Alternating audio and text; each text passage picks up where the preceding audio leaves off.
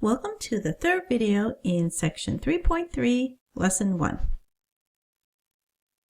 Here we'll be changing a dimension to see the effect that it has on the volume. So example 1.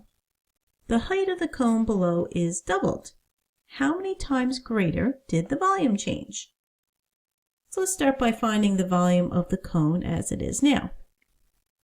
The formula for volume of a cone is pi r squared h divided by 3.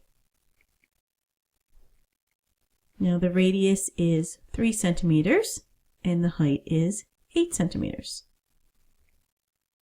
So when I multiply the numerator together and then divide that by 3, I get a volume of 75.4 cubic centimeters.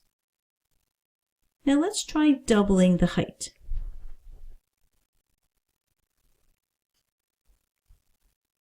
Now the radius is the same, that stays 3, but the height this time is 16 centimeters.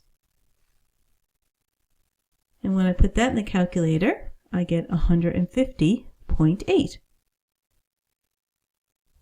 So now how many times greater did the volume change? Well, it started at 75.4 and it went to 150.8.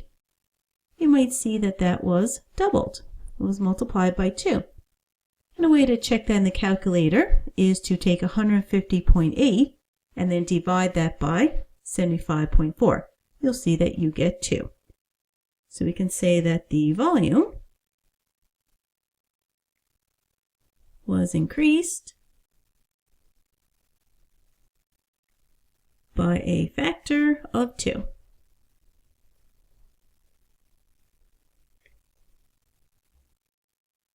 Now in example 2, we have a 6-sided die that has a side length of 2 centimeters and a volume of 8 cubic centimeters.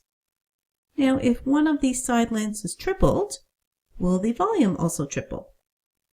So we know the volume of the original cube is 8 cubic centimeters. So let's find the volume of when one of the side lengths is tripled. So now the formula for volume of a cube is length times width times height. So let's triple one of the side lengths. Let's say the length. So right now we have the length and width and height being all 2. So let's just say we triple this side to be 6. So now it's 6 times 2 times 2. Now that works out to be 24 cubic centimeters. So did the volume triple? Well, the original volume was 8 and now it's 24, which is multiplied by 3.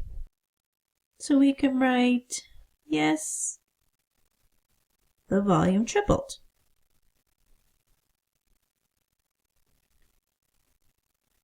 Now the effects of changing dimensions isn't always straightforward.